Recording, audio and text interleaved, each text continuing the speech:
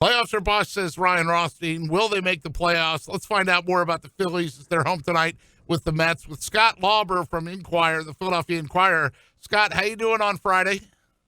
Hey, how are you? I'm doing well, thank you. And I see your articles up about Rhys Hoskins and Pete Alonso, a good comparison for you because both of those guys have been the highest of high and the lowest of low. Yeah, I mean, what strikes me about both of them is that it happened so quickly for both.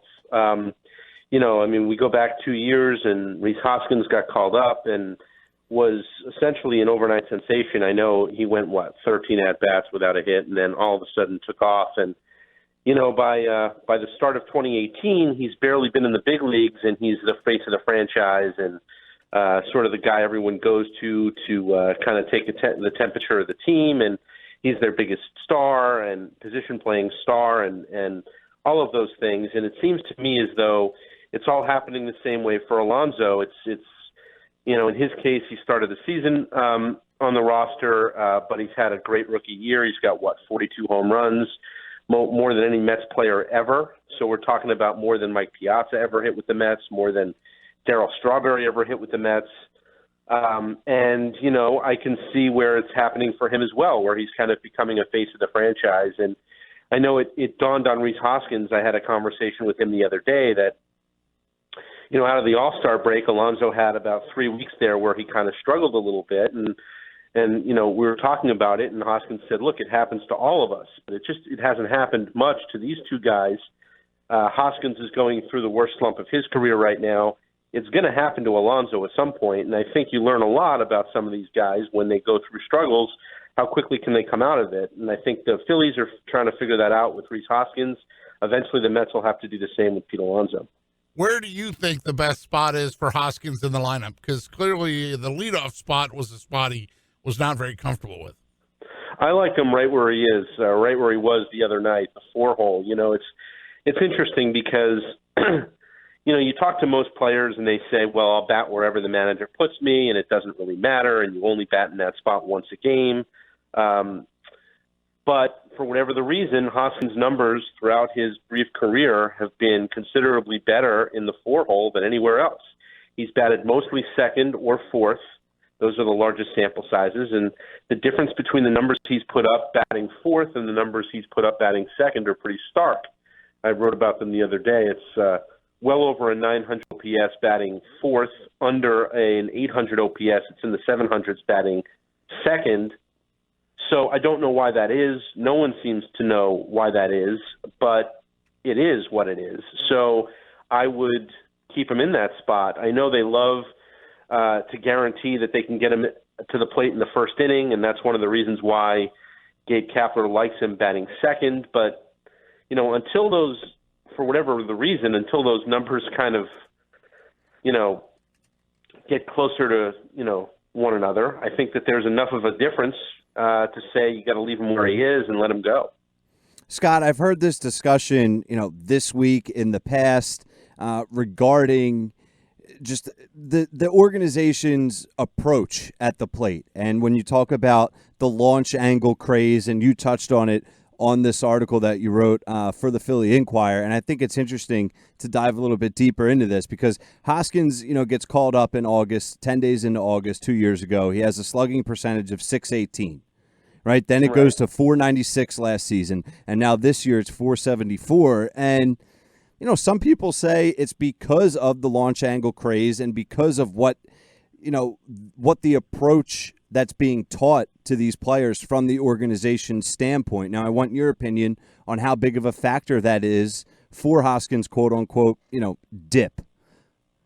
Well, I've talked to some scouts around the league who think it's a big factor. I mean, they've watched him the last 2+ years, 2.5 years, and they believe at least that he's sort of fallen a little bit too in love with launch angle and lifting the ball and hitting it in the air, and he's sacrificed some hard contact for the sake of hitting the ball in the air all the time. And look, I mean, it's not a new idea. Ted Williams was talking about this in the 50s. It's not a new idea that you hit the ball in the air, you have a better chance at extra bases and driving in runs than if you hit it on the ground. But I think that what we've seen the last few years with the Phillies and with other organizations is just this increased focus on it, where you hear Gabe Kapler talk about this all the time in reference to a player like Maikel Franco.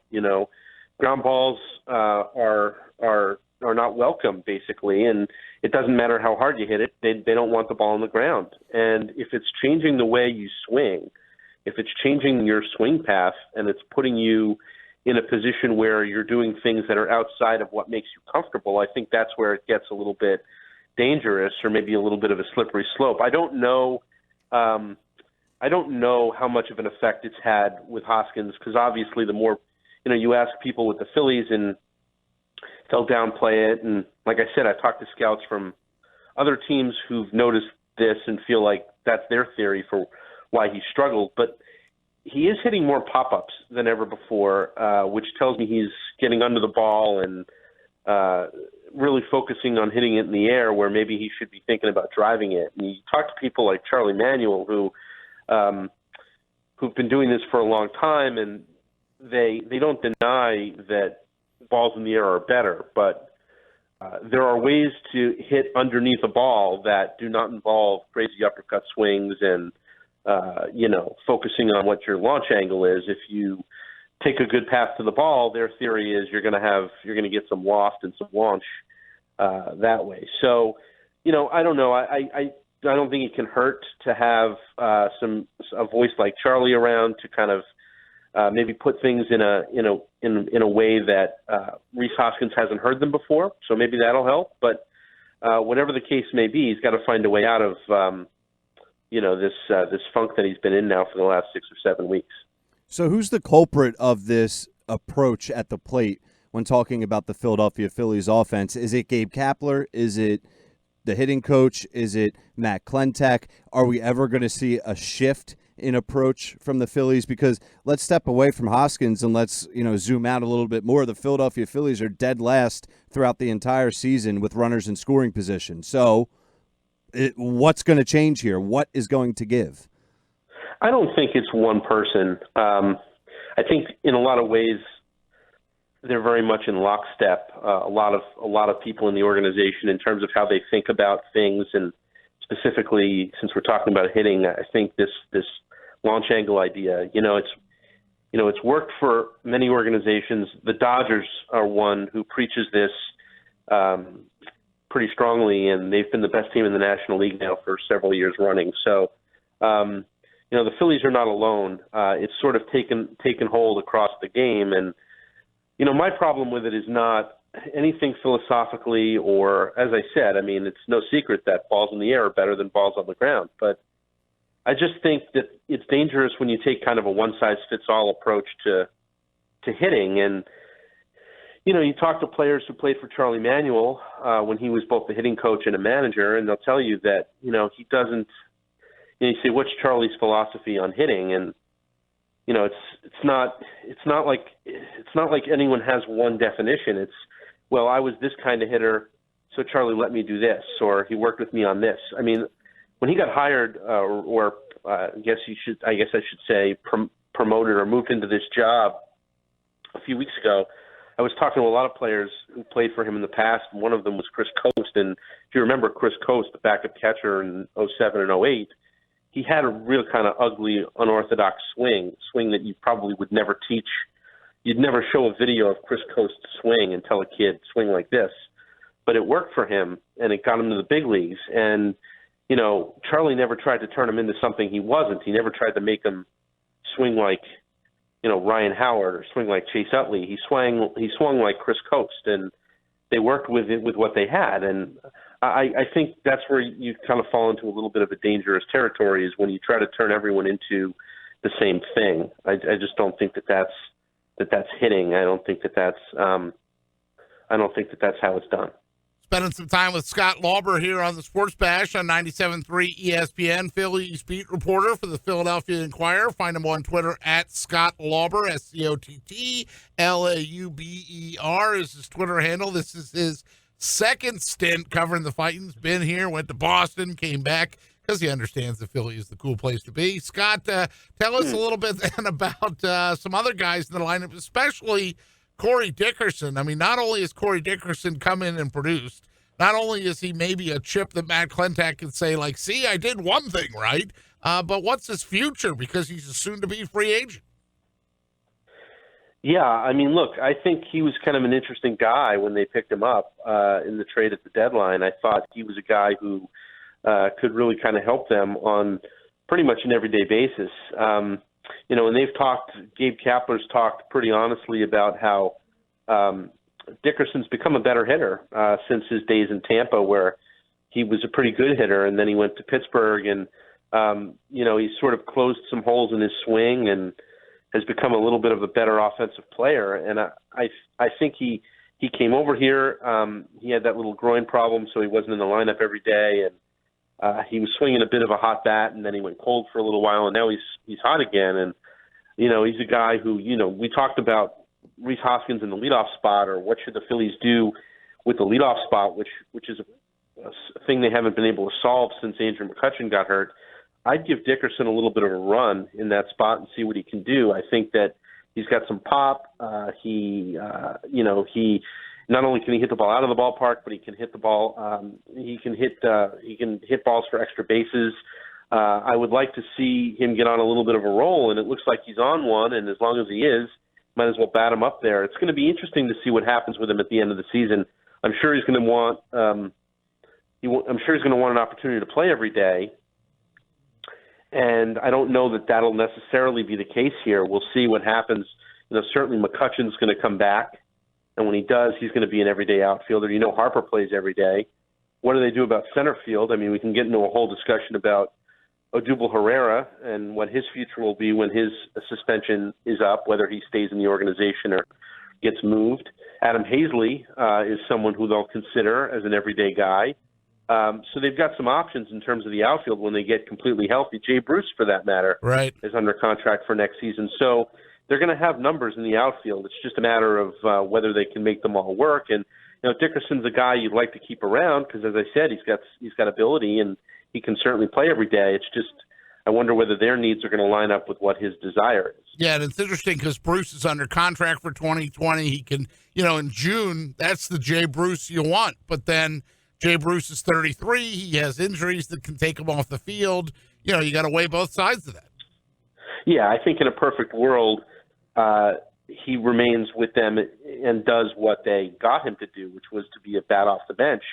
I mean, you kind of forget now, but when they traded for him, McCutchen hadn't gotten hurt yet, and it was like a day or two later that he did. And, well, all of a sudden you have Jay Bruce you can plug into the lineup every day, but that was never the intention. And so in a perfect world, if everyone's healthy, you probably want him to do that. I suppose you could let McCutchen play center and put Bruce in left, but I don't think at this stage of his career and coming off this injury, McCutchen's a center fielder. So center field's going to be the area where you wonder what they're going to do. And Dickerson's played some center field, but not a lot and not much since 2015. So I don't know that he necessarily answers your center field question. So, like I said, it's just going to be interesting to see whether their needs and what Dickerson is going to be looking for align, or whether this is something where he's going to go elsewhere at the end of the year. Yeah, when you talk about Dickerson, Scott, I think it's really interesting. If you want to give Klentak credit, that's definitely one spot that you definitely need to tip your cap to Klentak. In 21 games, Dickerson has driven in 23 runs, has 23 hits, 13 have gone for extra bases. He's .585 slugging. He's one of the best in all of baseball, Scott, against right-handed pitching, hitting .317. So, like you said, where does he fit moving forward? He's a 30-year-old guy who's really a bright spot on this season. When you talk about Phillies hitting, Dickerson's at the top of the list. Is there a chance we see him, in the future?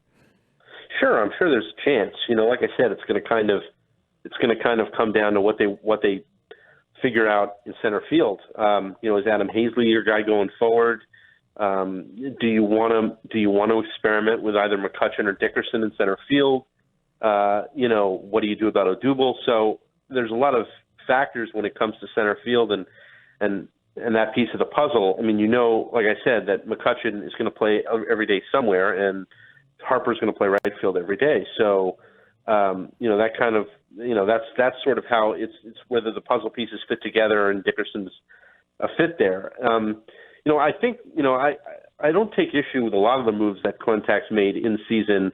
Dickerson was a good pickup. Jay Bruce was a good pickup. Some of the guys they've gotten for the bullpen, and let's face it, I mean, they were scrambling with pretty much their entire bullpen on the DL to find usable arms, and it seems like they found a few that, that Red Sox series, Mike Moran was huge in that series, and, there's some interesting guys, whether it's, I know Jarrett Hughes hasn't pitched all that great, but was a guy who has a track record and might be able to get you some outs in September. So I don't have a problem with a lot of the moves he's made, especially when you consider that he hasn't really given anything up to get these guys. It's the moves he didn't make, really not addressing the rotation in a meaningful way with an impact arm. I mean, Vargas and Smiley, I suppose, give you, at least in Vargas's case, a little bit more reliability every fifth day. But, it's the moves he didn't make, which was where, you say, well, I mean, could Marcus Stroman have been a guy you could have gotten? Could you have gotten anything else in the rotation that would have made an impact? So, but yeah, I mean, Dickerson was a good pickup. Bruce was a good pickup. And now we'll see going forward if those guys fit long term. We're talking with Scott Lauber, Phillies beat writer for the Philadelphia Inquirer, Daily News, Inquirer.com. Lineups out, Scott: Dickerson, Real Muto, Harper, Hoskins. So Hoskins in the 4th spot. Segura, Hernandez, Kingery, Hazley, and Nola. That lineup will go up against the Mets tonight, and it's Mets tonight, tomorrow, and Sunday. In the next 2 days, you can hear the Phillies on 97.3 ESPN. Scott, hope to see you at the ballpark soon, buddy, and for sure, I'll be following you on Inquirer.com and following your Twitter feed religiously. I really appreciate you coming on with us, friend. All right, guys. Thanks so much.